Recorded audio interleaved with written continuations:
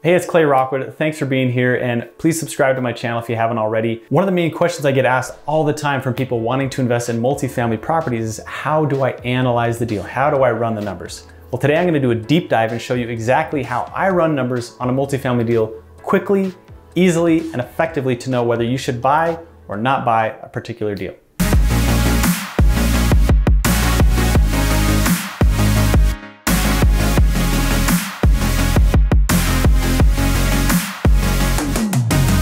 All right, guys, so here is our spreadsheet. So you can see my screen here. I'm gonna walk through an actual deal, one of our deals we've already closed on, so you can see the real-time numbers, but this is the spreadsheet we use. I did not create this spreadsheet. This is from another high-level multifamily owner, an operator that we actually use their spreadsheet. It's very robust, it has everything you need, but it's still very simple. Now, I've used dozens of different spreadsheets. I've built some myself. Now, obviously there's more complexity you can add to the model and the spreadsheets as you get further into bigger deals and different deal structures, things like that. But if you're just starting out, I honestly would recommend this one. This is great. So I'll drop a link to this spreadsheet. You can download it for free and start using it. But I'm gonna show you exactly how this works, okay? So don't get overwhelmed. Again, this is just a one-pager, one tab. The nice thing about this is that these fields in yellow are the fields that you want to use or update. Makes it very simple. All these others are just pre-populated. First thing you're wanting to discover is this a deal, right? That's what we're trying to discover here. Is this a deal that we're looking at? And do the numbers make sense? So in the purchase price section, you can obviously leave that blank because that's what you're trying to determine, is what is the purchase price that I need to buy this at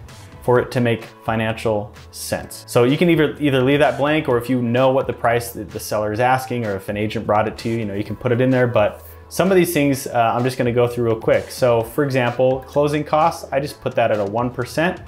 It's just an average. It's gonna cost you a 1% fee to close on this transaction. That's title fees, etc.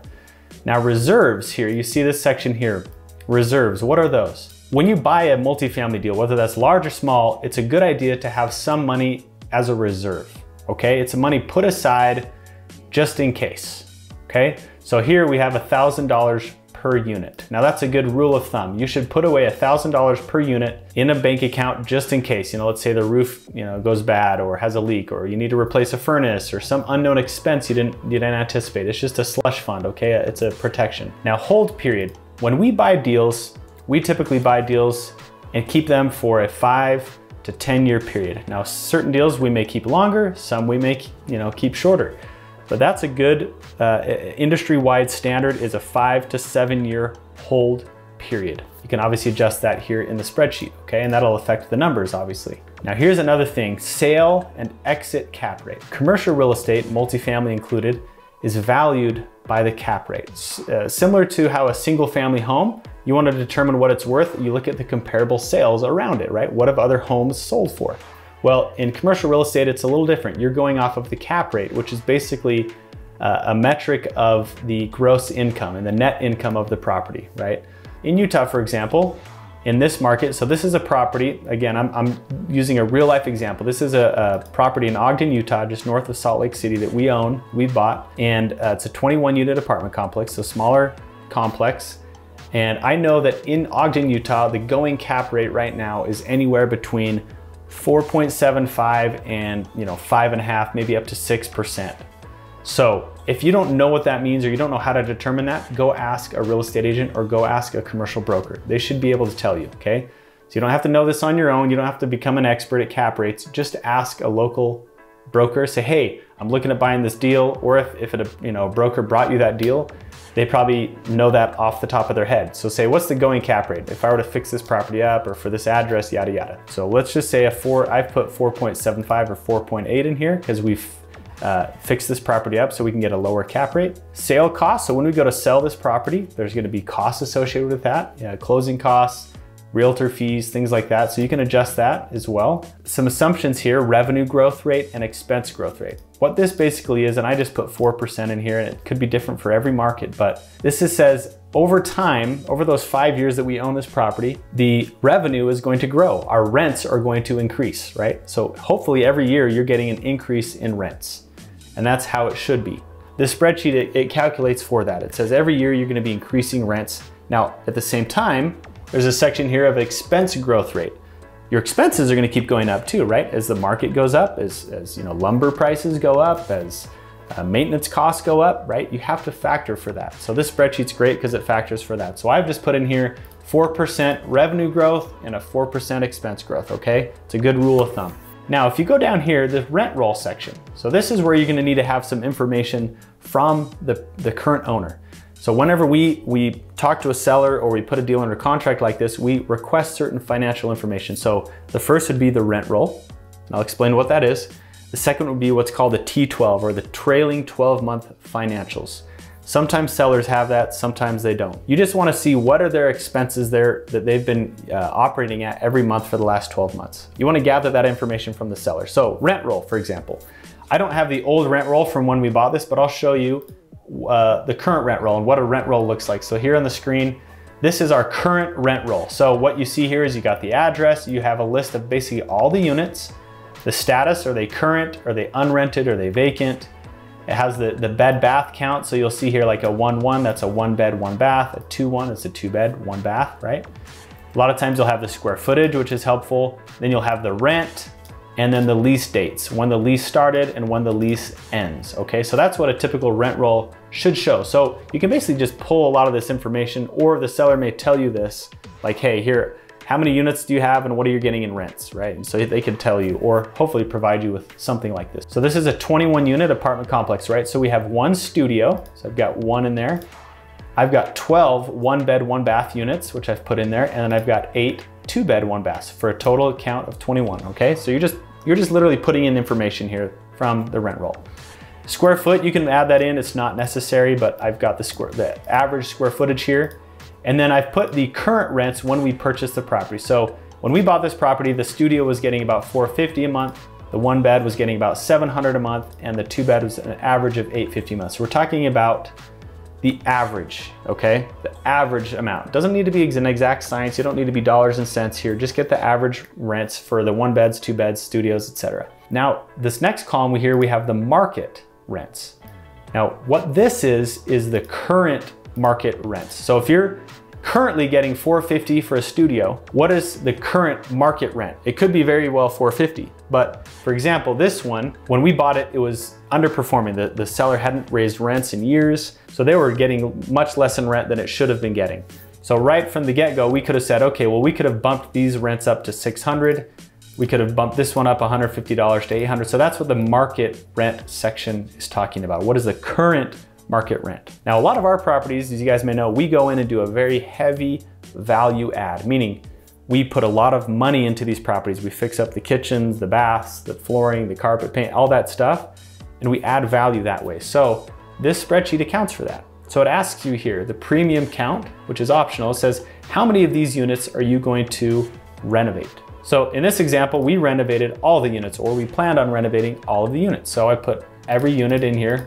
Now, if you weren't planning on doing that, you could put in just a fraction of those, like of those 8 2 beds, maybe I'm only gonna rehab 3 of them, right?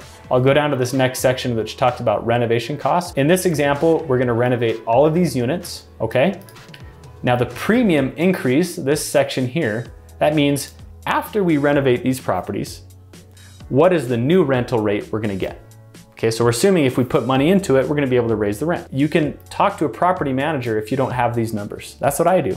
We literally call our property manager, a local property manager, say, hey, I'm looking at this property, the studio, hey, they're getting $450. I think, what do you think the market rent is? And he could tell you, he or she, and I say, well, what if I fix this up? What would the value be? What rents could I get? So this is where I'm pulling this information. It's directly from my property manager, okay? They should be able to send you a full pro forma, a rundown of what they think the values of those rents should be at the current rates and at the after repair value, okay?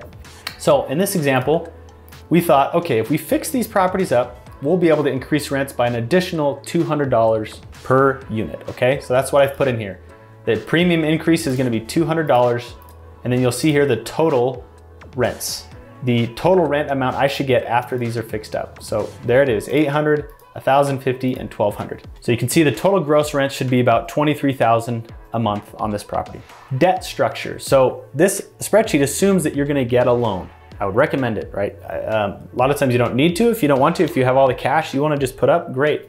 That's gonna make your return lower. We like to lever our properties, get leverage or get debt on our properties because it actually makes your cash on cash return, your overall return better. So just to make it an easy rule of thumb, typically on a commercial loan, you're gonna get about a 70 or a 75% loan to value or loan to cost. Interest rate, now this is gonna fluctuate obviously depending on when you watch this video and what things are going on in interest rates. But right now on our commercial properties, we're getting anywhere from a 3.5 to a 4 and 4.25 interest rate.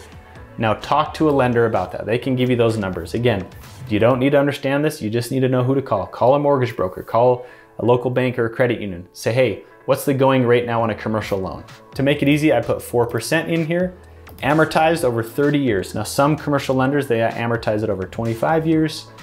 You should be able to get a 30-year amortization, okay? That makes your payment a little lower. And then interest only period, if you want to do an interest only loan, I'm not doing that. So that section is pretty much, I just leave it as a 75%, right around a 4% and a 30-year am. Here's where we start getting into the renovation, or sorry, the deal structure. Well, let's skip this section and go to the renovation cost because we talked about that a little bit. So here you're gonna put in how much you're gonna spend per unit on renovations. Now again, you may be thinking or asking yourself, how on earth do I know what it's gonna cost to renovate this property? I have no idea. Well, of course, you don't have to know that, right? You have to know who to call. Call a contractor. Talk to the property manager. A lot of times the property managers, the bigger property managers, they have an on-staff construction crew and they can even run the whole construction for you. If you're gonna go walk through the property, call a couple contractors, get them out there to walk through with you. So in this particular example, this property, like I mentioned, was super rundown. Hadn't been updated in over 30 years, had meth heads living there. I mean, it was really trashed. So our plan was to go in and renovate every single unit. And I'm talking about brand new kitchens, countertops, all new appliances, all new flooring. A lot of these needed even new furnaces. We did a bunch of landscape work on the outside of the property, some new windows, things like that. So a very heavy value add type of property. So in this particular deal, we budgeted about $22,500 per unit. That actually includes the exterior work we did. We just average it out over the units. Now, if this were a nicer property and it didn't need that much work, we weren't gonna replace the kitchen or things, maybe it's a $5,000 or a $7,000 per unit rehab, okay? Again, in our example, we're gonna spend $22,500, or again, it gives you the full cost here, about $520,000 in renovation cost. Now let's talk about here the cash flows or the expenses. Here we can put in loss to lease. And it even has, the cool thing about the spreadsheet is he has a little explanation. See these little things in the corner? You can click on those and they'll have little explanations of what that means. So loss to lease is calculated by estimating the years to bleed off the difference in the market rent and the current rent. So what does that mean? This is important to learn because I didn't really know this term for a long time. I always saw it on spreadsheets and I was like, what is loss to lease? I don't understand that. What it really means is, okay, let's say I buy this property today and I'm gonna raise the rents to whatever they are. Well, there's gonna be a period of time in order to do that. I can't raise rents typically on the first day I buy the property, right? A lot of times tenants have leases, they've got a year lease, or maybe they have 6 months left on their lease. So you can't go and raise rents from day one, right? It's gonna take time. So this is basically saying, how long is it gonna take you to raise those rents up to that market value? Now in this scenario, we did this renovation in 1 year. We vacated all the tenants. They were all on month to month. So we vacated them all within 30 days. We did the renovation and then we put new tenants in there in about 12 months. So that's why it's got a 1 year loss to lease. It took us about 1 year in order to raise those rents. Now on a bigger project, a bigger multifamily project, say we had a 200 or 300 unit complex that we're gonna go through and slowly renovate units and up the rents. I mean, that's gonna take a lot longer. It could be 2 or 3 years. So you could even change that here and say 3 years. Now, obviously that's gonna change the numbers. So on this example, 1 year. Vacancy, again, what is the vacancy rate in your going area? Ask your property manager. In Utah, the vacancy rate is about a 5% annually, okay? That means of all the units, how much of the year are they gonna be vacant? About 5%. That, when a tenant moves out, maybe you gotta have a month where, that it's not rented, things like that. So you just put in a 5% or whatever the vacancy rate is in your market. And you can line item different expenses in here if the seller's provided that. I like to just ballpark it. So this is a smaller property. Obviously it's 21 units. We consider that smaller. I mean, under 100 units is a mid-size or small multifamily property, okay? We can operate these, and historically we've been operating our properties at about a 35% expense ratio. Every month of all the income we bring in, about 35% of that we're gonna use towards expenses. Now expenses include property management fees, that includes repairs, maintenance, lawn care, you name it. Even if the owner pays some utilities, it would be included in there as well, right? So anything that you have to pay for every month to keep operating that property, that's an operating expense, okay? So we typically run ours at about a 35% operating expense ratio, which is actually a little bit low compared to some larger properties. Now, if you're getting into larger deals that have a lot of amenities like pools, workout rooms, you know, dog parks, things like that, the amenities are gonna cost more, the property's larger, there's more units, it's gonna cost more. So on average, it would be anywhere from about a 40 to a 50% expense ratio. But on a deal this size where we're gonna go in and renovate all the units, there's gonna be very little overhead, at least for the foreseeable future, because we've renovated all of the units, there's gonna be very little maintenance, okay? So that's why I've put in a 35% expense ratio, which on top of that is the 5% vacancy, which is about a 40% overall operating expense, okay? If you see here reserves too, again, we've talked a little bit about reserves. You gotta keep some money in the bank for the rainy days, for the unexpected costs, okay? That's why we say about 3.5%, and you'll see here that it calculates for that in the spreadsheet. I've seen deals, honestly, with other operators where they didn't budget for this, they didn't budget right, and they raise a bunch of money, they close on these deals, and then a few months later, they have to come back to the investors or to the owners and say, oh, we made a mistake. By the way, we need to collect another $100, $200, up to $400,000 of money we didn't anticipate, right? That's the last thing you wanna do. That's the surefire way to ruin relationships and to really piss people off, okay? So make sure you account for that. So I've got here 3.5% in reserves. I just leave it at 3.5%, okay? Now that we've got some of these numbers put in, it'll start showing us some average returns up here on the top. And that's what I like about the spreadsheet, is it kind of real-time updates your expected returns. And that's what, when you're in the commercial space, you're gonna look at. What is the return on my money? And here we can play around with the deal structure. So if you're gonna buy this property yourself, so it says here, deal structure, optional. Sponsor compensation. Now, typically a sponsor would be someone like us that's finding the deal, that's operating the deal, that's running the deal. And then, so that's the sponsor, the person doing the work, running the deal, okay? Sometimes they're called general partners. Then you get investors or limited partners, okay? So an investor, that'd be a passive investor. They just put the money up. They're not involved in the day-to-day management. They're not doing anything. They're just investing the money in the deal or with you, and you're handling everything else, okay? So here you can delineate different deal structures. So let's say you wanna buy this property all by yourself. You're paying cash or whatever. You're not raising any funds, okay? So I would put in here 0. So there's no sponsor, it's just 100% investors. Yeah, you'll see how the returns change up here. But typically on these deals, we're gonna raise money, okay? So I'm gonna show you how we typically raise money on a deal like this, okay? I would put in here anywhere from a 50-50 split.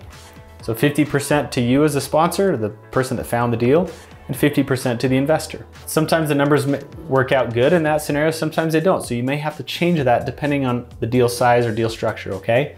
So let's say you say, okay, I wanna do a 50-50 split. So I get 50% ownership, and we have here a preferred return. Now I don't wanna get too complicated here, but I do wanna explain some things, because this is a question I get asked all the time, is how do you structure deals like this? How do you raise money, and how do you structure that with an investor? So a preferred return to an investor. So here you see I've got an 8% preferred return. I could put a 6%, but usually a general preferred return is anywhere from a 6 to an 8% preferred return. Now what does that mean? That means if I collect money from you as an investor, say, hey, Mr. Investor, you invest $100,000 with me in this deal. We're gonna split this 50-50 or whatever split structure you come up with. It could be 80-20, 70-30, whatever you can come up with an investor to make them feel comfortable. But in this deal, 50-50 split, and I'm gonna pay you an 8% preferred return on your money. That means I don't get paid anything until you get an 8% return on that money. Let's say there's cash flow coming in every month from this property. I don't even touch that until I give you your 8% return, and then after that, we split those funds 50-50. It's a deal structure that makes investors feel more comfortable because they know, hey, if nothing else, I'm at least protected first. My money is getting paid first. I'm getting my 8% first before these sponsors, before the operators are getting any money. And that usually gives them a level of comfort, and it actually helps their overall return. So in this example, I'm just gonna be fully transparent. We have a deal on this where we actually get 66% ownership, and we only give 34% to our investors. Now that's not normal, I'll tell you that, but this deal was so good that we were able to work that deal structure out, okay? Acquisition fee, again, this is optional. A lot of times we'll charge an acquisition fee, meaning when this deal closes, we're collecting some money up front. So if I put like a 1% fee in here, it means when this closes, I'm gonna get paid $13,000. It's almost like a fee for finding the deal and setting it all up front, okay? Sometimes on smaller deals, obviously that fee is gonna be smaller, so you can raise that up to 1, 2, 3%. I mean, you can imagine how that fee could start paying out big dividends when it's a $10 million, $20 million deal, right? Those dollars start adding up. So you can add a fee in there if you want, or you don't have to. I'm just gonna leave it as 0 on this deal. Now, asset management fee, we actually take an asset management fee. That just is an ongoing annual fee. We usually charge 2% of the gross rent. So every month, we just charge a 2% fee of whatever rent comes in. And that's our fee to manage the asset. You can see here, about $23,000 is what we'd get on an asset management fee on an annual basis. You can even do a renovation management fee. We don't do that. A disposition fee, a lot of times people will charge a fee when it sells, when the property sells. So again, the spreadsheet is built here. You can play around with this and you can add different fees however you see fit. So now that we've got this deal structured this way, we can go up and start playing with the purchase price. I were to buy this deal for $1 million. Now I'm gonna write this down because I don't remember the exact amount we bought this for. So 1343, but let's say I bought this for $2 million and I've already put all this other information in here. I'm assuming this is all accurate. Up here on the top, this is where we start seeing the returns. I would look here at the investor return. Now this is the most important thing. Average cash on cash return, 4.9%. That's pretty low. IRR, internal rate of return. Now, I'm not gonna go into great detail about how the IRR is calculated, but it's basically the industry standard calculation for what an investor is gonna get on a return on their money. It accounts for time value of money, for how long you're gonna own that asset. It factors in a bunch of different things and it looks at their overall return or their internal rate of return, okay? So this is the metric that we typically go off of that most investors are gonna look at if they're gonna put money with you on this deal. They say, what is my IRR going to be? Here, in this scenario, 12.5%. That's low, okay? I don't think I could go and raise money on this deal if I were to buy this for $2 million at the current structure I've outlined here, if I was only willing to get or able to get the investor a 12.5% return. They'd be like, you know what, that's not a good deal. I can get better return elsewhere. So again, as a rule of thumb, and this is not an exact science, but the average IRR that you're gonna wanna target on a deal is anywhere from 15 to 20 to 25%. If you can be in that range, if you can get an investor IRR of 15 to 20%, the higher the better, right? That's a deal that makes sense. That's a deal that you can probably go and raise money for that, industry-wide, nationwide, that's about the returns that I'm seeing most deals get for investors, okay? So in this scenario, at this current price, that doesn't make sense. Assuming everything else is right, I wouldn't pay $2 million for this deal. So this is where you can kind of get creative and start playing around with different numbers, right? Say, okay, well, what if I could buy this for 1.8 million? Oh, my return went up a little bit, 13%, still not great. So that means I need to be lower. What if I'm at 1.5 million? That gets me up to a 16%, pretty good.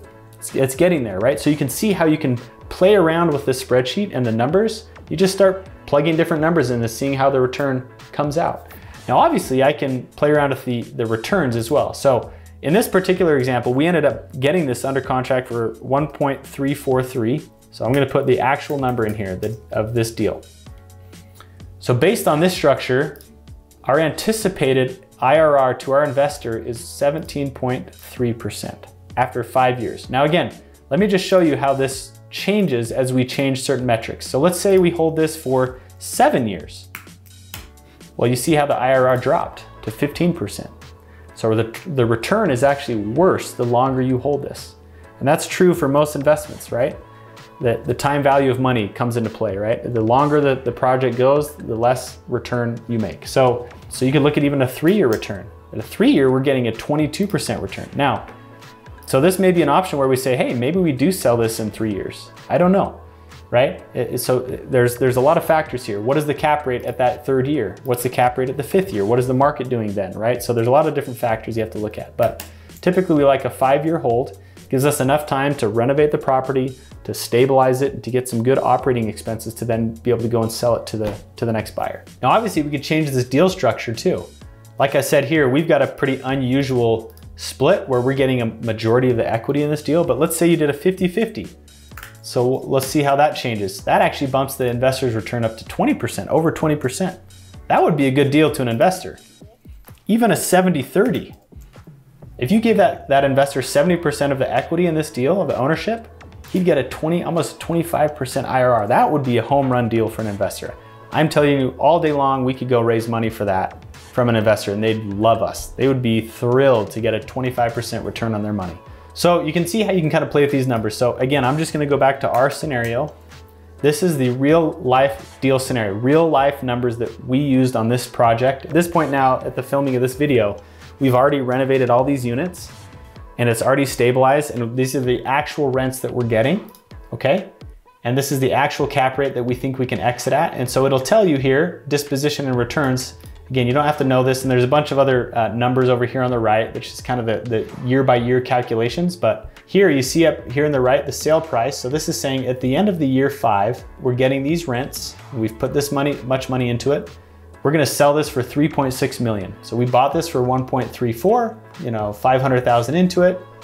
So we're in it about 2 million, right? We're gonna sell this for 3.6.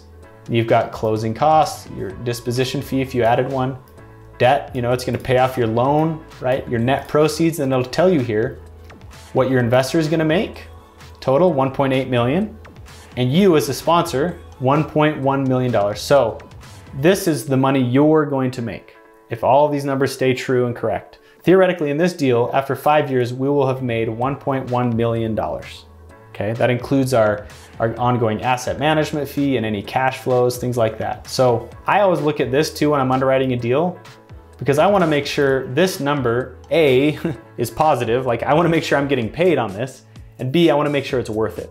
So I've underwritten deals that look good on paper and say, okay, yeah, you know, we're taking a much smaller split, but the investor is still getting a good return. But at the end of the day, we're only making, you know, $100,000 or something, or $200,000. It's like, is it really worth all my time and effort for 5 years of owning this project, of managing it, to only make $100,000 or $200,000? And maybe the answer is yes for you. That's what you have to determine, is what is it worth to you to do this deal? That's why I like this little, you know, square in the spreadsheet, because it'll show you your return based on your equity in the deal. So guys, I know this is a long video, but I really wanted to just dive deep into this spreadsheet, and I love it because it really does cover everything you need to underwrite a deal in 10, 15, 20 minutes, right? And you get more efficient as you learn this. You get better at, you know, underwriting this and putting the numbers in, but really it's just a plug and play. You're really just punching numbers in and it spits out these returns. So if you can find a deal that's gonna get you or get an investor a 15 to 20% return, that's a good deal and I would buy it. So hopefully that helps. Hopefully you guys can use this as a resource and start playing around with it. That's the most important thing, is you just have to start trying, all right? Just play around with it. Do a hypothetical situation, or just start learning it, you know, on the side or in your downtime. It takes time, takes effort. There's, you know, you got to get uncomfortable and just say, hey, I don't understand spreadsheets, but I can start going through this little by little, line by line, and start understanding it and learning it, okay? So hopefully that helps you guys to underwrite your first multifamily deal. Thanks for watching. Hey, if you feel like you don't know where to start or how to find deals, I've created a multifamily marketing system to help you generate off-market seller leads. This also includes the scripts that I use, actual recorded calls with sellers, and case study archives. And as a bonus, I'll throw in a masterclass on how to find deals straight off the MLS. So click the link below in the description to go ahead and get started.